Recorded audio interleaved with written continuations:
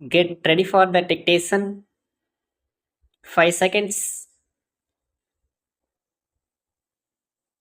Start. மாண்புமிகு பேரவைத் தலைவர் அவர்களை வேளாண்மைக்கென்று அமைந்திருந்த துறையை வேளாண்மை உழவர் நலத்துறை என்ற பெயர் மாற்றம் செய்து வேளாண் பெருமக்களையெல்லாம் பெருமிதம் கொள்ள வைத்த மாண்புமிகு முதலமைச்சர் அவர்களுக்கு தமிழகத்தின் முதல் வேளாண் நிதிநிலை அறிக்கையை பணிவுடன் அளித்து என் பணியை தொடர்கிறேன். இன்று மனித நாகரிகம் பன்மடங்கு உயர்ந்தாலும் உணவின்றி உயிர் வாழ இயலாது என்பதில் யாருக்கும் மாற்று கருத்து இருக்காது. பெருகி வரும் மக்கட்தொகைக்கு உணவளிக்கும் வகையில் மண்ணை மாற்றி காட்டும் மகத்துவம் பெற்றவர்கள் உழவர் பெருமக்கள் என்றால் அது மிகையாகாது.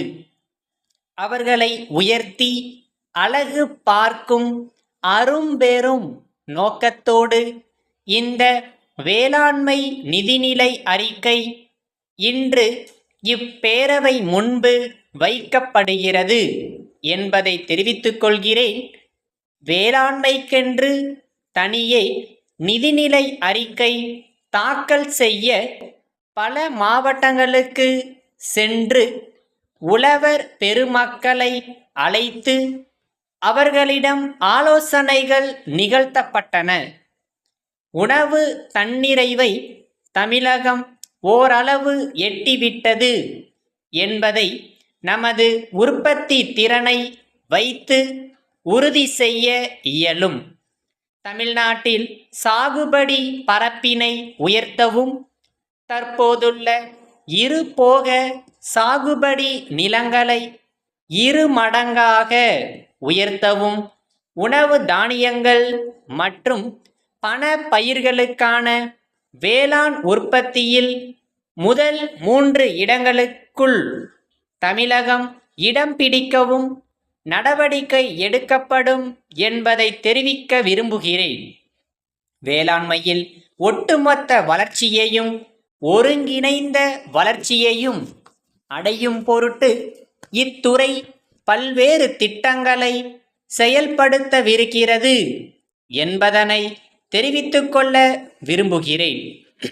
இயற்கை வேளாண்மையில் ஈடுபடும் விவசாயிகளுக்கு இடுபொருள் மானியம் வழங்கப்பட்டு ஊக்கப்படுத்தப்பட உள்ளது. தமிழகத்தில் எண்ணற்ற இளைஞர்கள் வேளாண் கல்வியை தேர்ந்தெடுக்கிறார்கள். வேளாண் பட்டதாரிகளை தொழில் முனைவோராக ஆக்குவதற்கான பயிற்சிகள் பட்டப்படிப்பிலேயே அளிக்கப்பட்டு இறுதி ஆண்டு படிக்கும்போதே அவர்களுக்குள் தொழில் முனைவோர் ஆக வேண்டும் என்கிற தணியாத தாகம் உருவாக்கப்படும் என்பதை தெரிவித்துக் கொள்ள விரும்புகிறேன். வேளாண்மை என்பது உன்னதமான தொழில் என்பதனை அனைவருக்கும் உணர்த்தி அதை மீண்டும் பழைய நிலைக்கு கொண்டு வரும் முயற்சியில் தமிழக அரசு முழுவதுமாக ஈடுபடும். தமிழ்நாட்டின் முதன்மை பயிரான நெற்பயிரின் உற்பத்தியினை அதிகரித்திட திட்டங்கள் செயல்படுத்தப்படும். மழை அதிகம் பொழியாத இடங்களில் வேளாண் பொதுமக்களுக்கு சிறு தானியங்களை வளர்க்க பயிற்சியும் அவற்றை சந்தைப்படுத்த வசதிகளும் செய்து தரப்படுவதன் மூலம் மீண்டும் தாராளமாக அவை கிடைக்கும் நிலை உருவாகும் என்பதில் எவ்வித ஐயப்பாடுகளுக்கும் இடமில்லை. அறுவடை காலங்களில் விளை பொருட்களின் விலை வீழ்ச்சியிலிருந்து விவசாயிகளை பாதுகாக்கும் பொருட்டு ஒழுங்குமுறை விற்பனை கூடங்கள் மூலம் விவசாயிகளிடமிருந்து நேரடியாக குறைந்தபட்ச ஆதரவு விலையில் கொள்முதல் செய்ய நடவடிக்கை எடுக்கப்படும் என்பதை தெரிவித்துக்கொண்டு நல்வாய்ப்பிற்கு மீண்டும் ஒருமுறை எனது மனமார்ந்த நன்றியை தெரிவித்து எனது உரையை நிறைவு செய்கிறேன். சென்னை சிவானந்தா சாலையில் உள்ள சிவன் பரதக்கலை பயிலகத்தின் உரிமையாளர்கள் சென்னை வடக்கு மாடவீதி மயிலாப்பூரில் உள்ள பார்வதி நவீன ஆடையகத்தின் உரிமையாளருக்கு எழுதிய 2 டிசம்பர் 2021 நாளிட்ட கடிதம் அன்புடையீர். கடந்த 10 ஆண்டுகளுக்கும் மேலாக பரதம் உள்ளிட்ட நடனங்களை சிறார்களுக்கு நாங்கள் கற்றுக் கொடுத்து வருகிறோம் என்பதை மகிழ்ச்சியுடன் தெரிவித்துக் கொள்கிறோம். பல இடங்களில் எங்களுடைய மாணவர்களின் நடன நிகழ்ச்சிகள் பொதுமக்களின் பாராட்டுதல்களை பெற்றுள்ளன.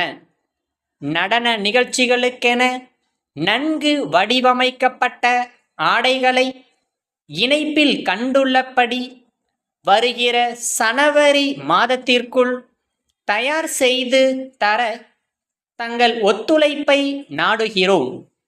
தங்கள் நிறுவனத்தின் மூலம் நடன நிகழ்ச்சிகளுக்காக தயார் செய்யப்பட்ட உடைகளின் புகைப்படங்களோடு நேரில் எங்கள் பயிலகத்திற்கு வந்து விவரங்களை தெரிவிக்குமாறு அன்புடன் கேட்டுக்கொள்கிறோம்.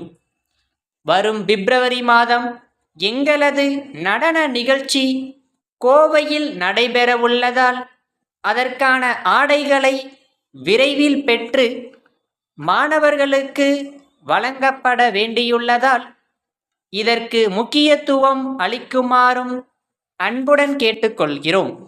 தங்கள் நம்பிக்கையுள்ள